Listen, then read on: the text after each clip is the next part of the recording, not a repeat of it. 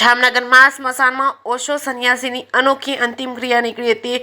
જામનગરમાં ઓશો સંન્યાસીઓ પૈકીના આધ્યાત્મિક અને સંશોધક વૃત્તિના સાધક અને વિદ્વાન જ્યોતિષ ગિરીશભાઈ એ સવારે ચીર વિદાય લેતા સ્મશાન યાત્રામાં ઓશોના જીવન સંદેશ મુજબ પરિવારે તેમના મૃત્યુનો શોક મનાવવાના બદલે આ જીવન સાધકના મૃત્યુને ઉજવ્યું હતું।